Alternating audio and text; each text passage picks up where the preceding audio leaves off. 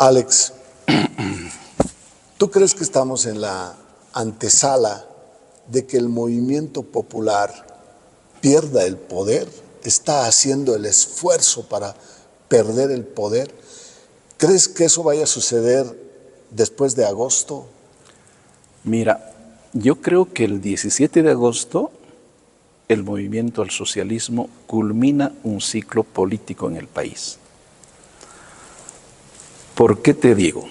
El movimiento al socialismo en este momento y oficialmente está representado por el exministro Eduardo del Castillo. Ya. Todas las encuestas, incluidas las de ellos, le dan un porcentaje no mayor al 2%. Sí. Esto significa que si no tienen más del 3%, pierden personería jurídica, no solo pierden el poder. Claro. Por otro lado, hay otras fuerzas políticas que son también, que han sido parte del MAS. Por ejemplo, Morena, Movimiento de Renovación Nacional, de la exalcaldesa del Alto Evacopa, que también tiene un porcentaje muy bajo, y Andrónico Rodríguez. Andrónico Rodríguez, creo yo que aunque debería representar la renovación, debería representar una alternativa real para el país, no lo es en este momento. Y no lo es porque la renovación no solamente es de edad, ¿no es cierto? Claro, yo pienso principalmente que debe ser de ideas, de propuestas, de proyectos, de una visión diferente del país, pero hasta el momento no hemos conocido nada. O sea, pareciera que es un continuismo del movimiento al socialismo, y esa expectativa que tenía gran parte de la población en Andrónico Rodríguez, creo que cada vez más se va desencantando, porque no existe una propuesta real para solucionar esta crisis en la que el gobierno del movimiento al socialismo en estos 20 años de gobierno nos ha llevado al país. Entonces, creo yo que se culmina un ciclo político del movimiento al socialismo en las elecciones del 17 de agosto. Ya estamos conversando con Alex Contreras, es un amigo,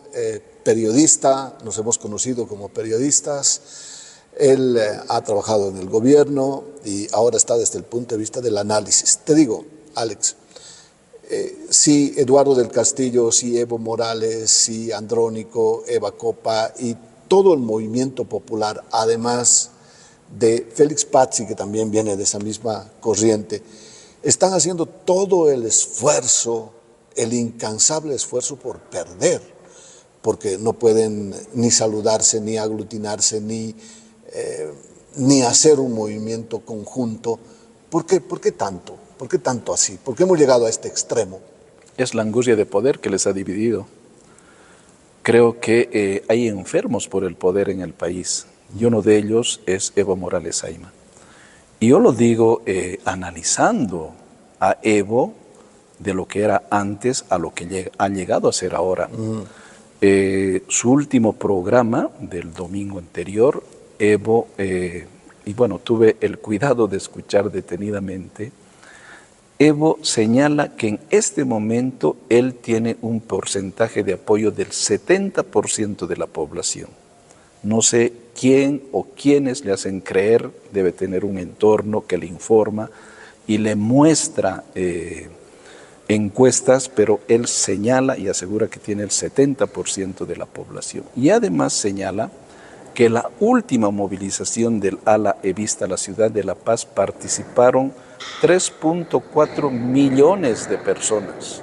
O sea, eso significa que toda La Paz, toda la población de La Paz, toda la población del Alto, más, no sé, pues Tarija, Beni y Pando, hubiesen ido a marchar más o menos, porque está hablando de una cantidad que en la realidad es imposible. O sea, yo creo que esa angustia de poder... Pero lo debe decir nomás, ¿no? ¿O estará convencido de que así es? No, yo creo que está convencido, porque caso contrario, Iván, o sea, se daría cuenta de la realidad que está viviendo. Porque es una realidad muy difícil para el mandamiento de aprehensión, autorrefugio en Laucaeñe, no puede salir a ningún otro punto del país, inhabilitado constitucionalmente, le han dejado fuera de la lista oficial de candidatos, le han quitado la sigla del MAS, ya no es presidente del MAS. Entonces, yo creo que estos golpes que deberían hacerle ver otra realidad, le están dibujando una realidad muy diferente. Por el otro lado, el actual presidente Luis Arce Catacora ha culminado este ciclo, yo creo, de la peor manera en el área económica y social. O sea, esta crisis no la hemos vivido hace 40 años en el país. Y es una crisis muy difícil porque se tienen que tomar medidas estructurales, y quienes están sufriendo más en la crisis son los sectores del pueblo. O sea, te refieres a la UDP, ¿no? Claro que sí, a la UDP, sí, solamente comparable con la UDP lo que estamos viviendo ahora en el gobierno del MAS. Ya, pero Alex, sí, si vamos al otro vértice, ¿no? A lo no popular, digamos, a la derecha que llaman, ¿no? Al Tuto, al Samuel, al Dun, etcétera, ¿no? A esa corriente. Mira, no están ellos también haciendo el esfuerzo porque tampoco la tienen asegurada, ¿no? No tienen asegurada. Has visto que están entre el 15, 16, 17, digamos, según el gusto, según la encuesta, pero también están estancados, o sea, no hay un crecimiento, no hay un despegue, porque si ves una cantidad de indecisos, está a la expectativa de quién despega para decir, bueno, puedo votar en contra de, porque Bolivia casi siempre, tú sabes, no vota a favor de, sino vota en contra de, ¿no? Sucedió el año 2005, votando contra los partidos que ya habían gobernado, la derecha que ya había gobernado mucho tiempo. Entonces, ¿no crees también que ellos están haciendo el esfuerzo para perder? Mira, yo creo que la oposición conservadora del país está perdiendo la oportunidad histórica de ganar al movimiento al socialismo en primera vuelta. Porque ellos, que nos hicieron creer el cuento de que iban a conseguir una candidatura única, al final se han dividido y se han pulverizado entre ellos mismos. Ahora hacen guerra sucia entre ellos, o sea, no le atacan al movimiento al socialismo, ¿no es cierto? Sí. Para mí es muy difícil que el sector conservador del país se una, porque a ellos no les interesan mucho coincidencias ideológicas ni políticas, sino intereses particulares y de grupos y de logias. Por esa razón pienso que no se van a unir, pero lo que más preocupa es que quien gane, sea de la derecha conservadora, del centro o de la izquierda radical, sea quien gane, vamos a tener un gobierno muy débil en el país.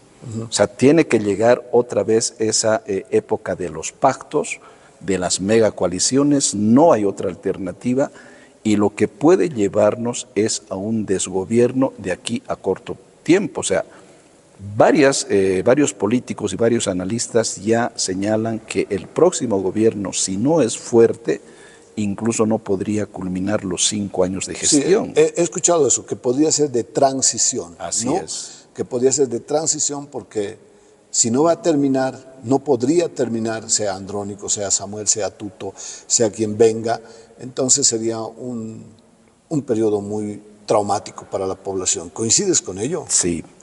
El problema es que ahora Bolivia está fragmentada, está polarizada, está atomizado el país, está pendiente, digamos, de estas dos fracciones, pero lo que yo no encuentro es una candidatura de unidad, una candidatura de consenso. O sea, para ellos es derrotar a la izquierda radical, y para la izquierda radical es derrotar a la derecha neoliberal. Mucha polarización. Claro, no. Exactamente. Entonces, esta polarización en una coyuntura como la que estamos viviendo es muy peligrosa, y por eso pienso yo de que sería ideal que en estos 44 días de campaña que aún restan, se pueda ir forjando una candidatura de unidad. Caso contrario, se podría tener a partir de noviembre de este año un gobierno de transición.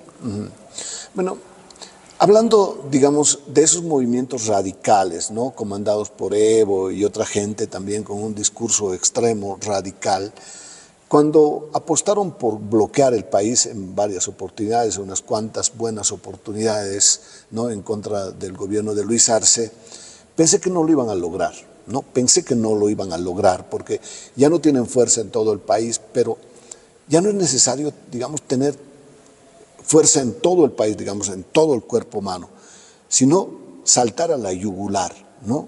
Ahí justamente Cochabamba, impedir el tránsito entre Oriente, Occidente, ¿no? Hacia el sur. Entonces lo han logrado, mira, en esta última oportunidad han logrado de una manera radical, con francotiradores, con narcotráfico de por medio, con muertes, con policías muertos, con un civil también muerto. Entonces, ¿hasta qué punto podemos llegar? ¿Será el próximo gobierno que enfrente este tipo de actitudes? ¿Qué opinas? ¿Qué ves? Yo pienso que el gobierno actual es muy débil para frenar este tipo de movilizaciones. ¿Y por qué?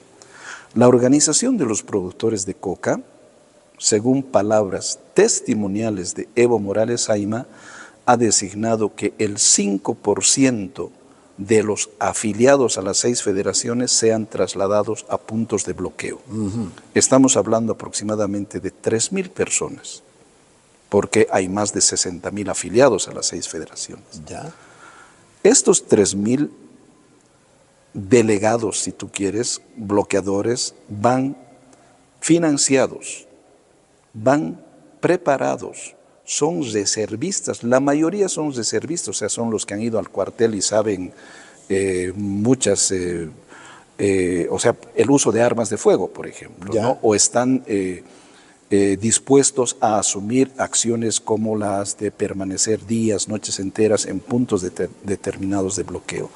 Ellos son trasladados desde el trópico de Cochabamba. ¿Ya? Por ejemplo, Cochabamba, la región de Parotani, la región de Sirpe, la región de la Cumbre, etcétera, o sea, ya son conocidos los puntos de bloqueo.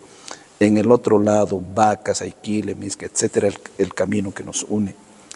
Vacas, Aiquile, estás hablando de que nos vincula a Chuquisaca. Claro, que nos tranquilamente. Exacto. Sí. Y por esa razón, el gobierno, si tuviera, digamos, esa inteligencia policial, militar, o sea, podía evitar, Iván, podría evitar muchos... O sea, ocupar esos lugares. Pero lógico, o sea, porque cuando anuncia, y son los mismos puntos de bloqueo, por lo menos en estos 5 años de gestión, que los cochabambinos ya sabemos, o sea, qué zonas van a bloquear, qué zonas son las más difíciles de controlar, y cuando la acción combinada del ejército y de la policía ha dicho, bueno, desbloqueamos, despejamos las vías camineras, han ido, y los mismos pobladores señalaban que era gente extraña, que eran foráneos que se habían apoderado. Lo que ocurre con Yayagua. Exactamente. Yayagua es un claro ejemplo. Sí. La misma población ha tenido que organizarse para ir a desbloquear cuando sospechaba que era un simple bloqueo, pero no había medido de que habían armas, de que había mucha carga explosiva ahí. Ahora lo que te quiero decir es que la organización de los productores de coca es cada vez más fuerte, no solamente en lo político y sindical, sino incluso hasta en lo narcotráfico y militar. En lo económico es muy fuerte. Claro, por eso lo del narcotráfico, que está muy vinculado. En los puntos de bloqueo, por lo menos en Cochabamba que hemos visto, en algunos que hemos visto, se decomisaban mochilas, aguayos, etcétera, con miles y miles de bolivianos. Claro. Y con una inmensidad de tarjetas para celulares, Entel, Tigo, etcétera, precisamente porque están financiados. Y yo señalaba ya antes de los bloqueos que el gobierno podía por lo menos hacer el esfuerzo de evitar estos puntos de bloqueo. Ahora, lo que pasa con el trópico de Cochabamba, porque de ahí se van desplegando y desde ahí se va irradiando este tipo de acciones a otras regiones del país. Eso es lo peligroso. El gobierno no ha tenido el valor de ingresar a las poblaciones del trópico de Cochabamba de aprehender al expresidente Evo Morales Ayma, y ese es un error político. Ya, pero llevar y llegar hasta el mismo trópico de Cochabamba implicaría que no sean gases lacrimógenos, porque seguramente van a poner resistencia, porque no solamente son palitos, como se ha visto, no solamente son piedras, entonces ahí también hay una carga importante. Pero en su momento, yo te estoy hablando, el mandamiento de aprehensión salió en octubre. En ese momento no existía la organización que existe actualmente. Y te aseguro que en agosto esta organización va a ser mucho más grande en todo sentido, y en noviembre, cuando ingrese el próximo gobierno, va a ser aún peor, porque ellos se están organizando. O sea, ya, son entonces jóvenes. Entonces es el narcotráfico. Hay intereses del narcotráfico. El 93% de la hoja de coca que se produce en el trópico de Cochabamba no llega al mercado legal de la coca de Sacaba, se la desvía y se la desvía para el narcotráfico. Ya. En todo este contexto, estimado Alex, que viene con mucha carga, ese sector vinculado al narcotráfico, vinculado a lo ilícito, vinculado a la producción de coca, necesita un gobierno favorable, entonces, para ellos. En realidad, yo creo que el gobierno tiene que ser favorable para los bolivianos. Ya, de acuerdo, eso es lo que todos pensamos. Claro. Pero ese sector quiere un gobierno para ellos. Lógico. ¿Sí? Y ese gobierno, ellos piensan y ellos trabajan y ellos seguramente harán todavía algunas medidas de presión antes de las elecciones para que el expresidente Evo Morales Ayma trate de ser habilitado. O sea, aunque ya las papeletas se están imprimiendo, aunque ya está el calendario electoral avanzado, las amenazas son continuas. Creo que van a seguir en ese ritmo, incluso acelerándose, porque lo único que les queda a ellos son las medidas de presión. El expresidente Evo Morales acaba de enviar una carta al Tribunal Supremo Electoral pidiendo que lo habiliten, porque es una voluntad de sus bases, es una voluntad popular, etcétera. Parece que el Tribunal Supremo Electoral le va a negar, como el Tribunal Constitucional, etcétera. Está encaminado a ello. Entonces, no están garantizadas tanto las elecciones, ¿no? En algunos sectores tal vez sí, pero va a ser difícil que al trópico de Cochabamba ingresen a hacer campaña, movilizar ánforas, recoger ánforas, ir por las ánforas, va a ser complicado, ¿no? El problema es que tenemos un gobierno débil, otra vez te digo, Iván. ¿Por qué? Porque quienes cometen ese tipo de acciones son delitos electorales. Sí. Y los delitos electorales están penados de acuerdo a la ley electoral. Y ese tipo de acciones incluso tienen cárcel para quienes impiden realizar campañas electorales, para quienes no permiten que se trasladen, por ejemplo, las ánforas o las mismas papeletas, para que los candidatos no ingresen a determinado territorio del país. Esos son delitos electorales. Y el gobierno debería identificar a los que amenazan, a los que actúan por atrás. O sea, en realidad es todo este grupo del bloque evista, denominado ahora Evo Pueblo, que está en contra del proceso electoral y en realidad está en contra del sistema democrático de nuestro país.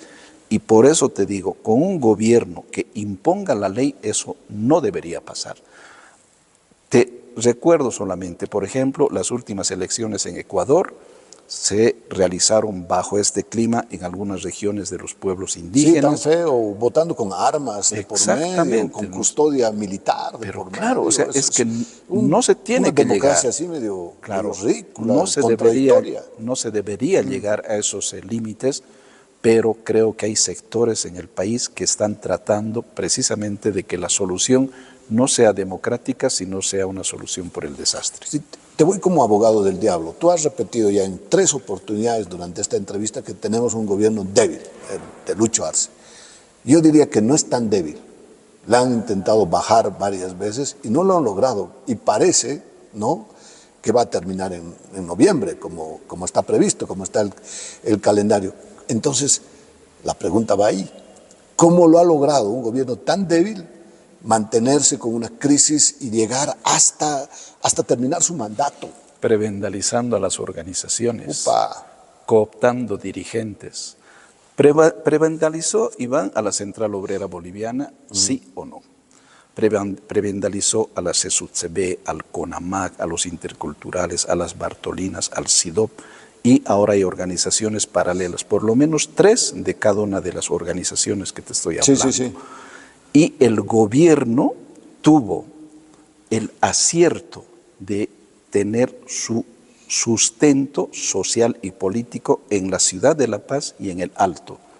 Si no hubiese tenido ese sustento, el gobierno de Luis Arce hubiese acabado hace 2 años y medio. Ya, o sea, aprendió muy bien la lección anterior. Exactamente. Porque la prebendalización no es de ahorita, ¿no? Claro. Y el error de Evo Morales es no haber cooptado precisamente movimientos sociales en La Paz y en el Alto.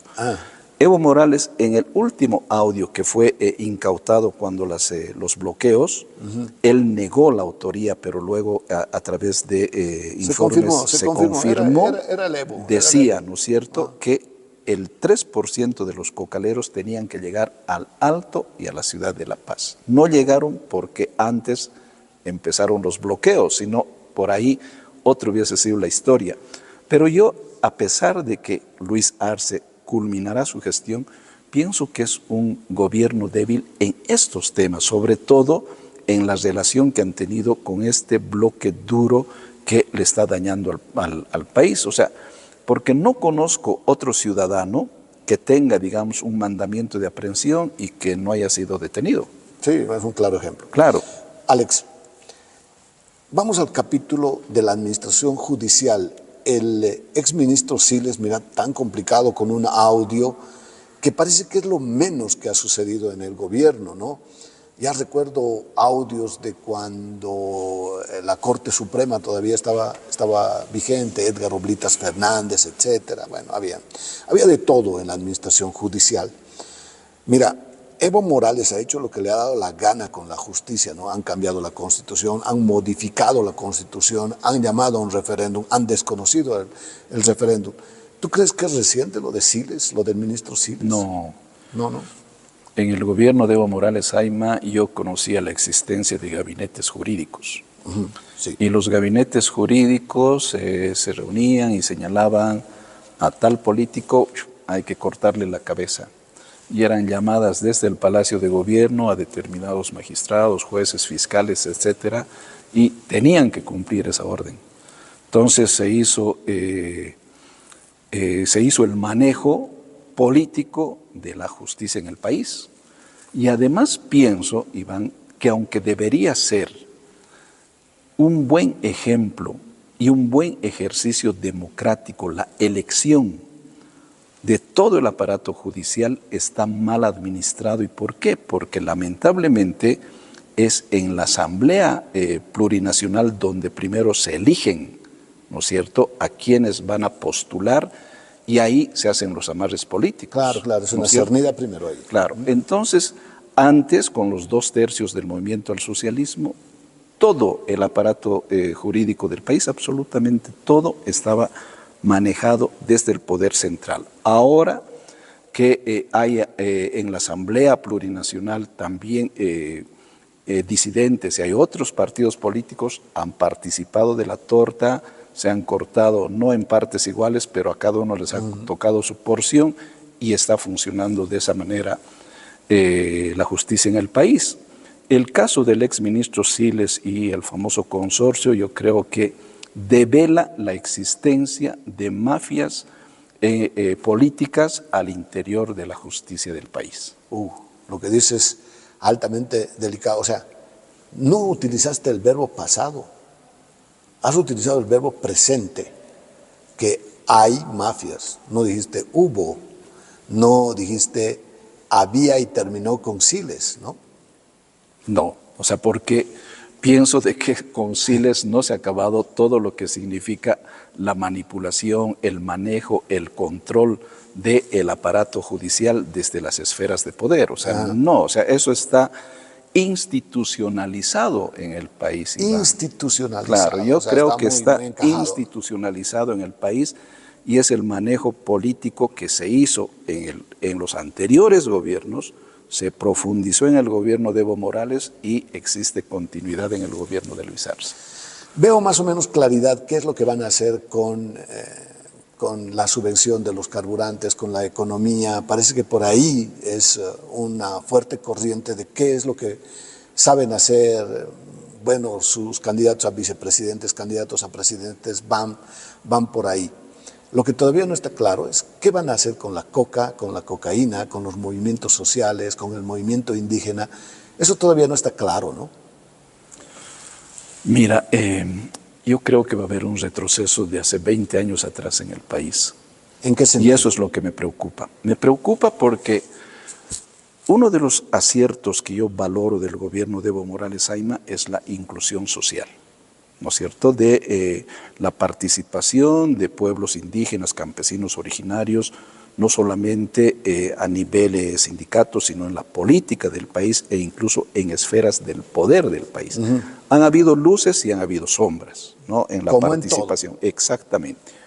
Pero no por eso se puede estigmatizar ahora, como lo hacen, digamos, algunos candidatos, sobre todo del bloque conservador del país, en señalar que todo lo que se hizo está mal, y son 20 años que son los responsables, ¿no es cierto?, de lo que está pasando en el gobierno.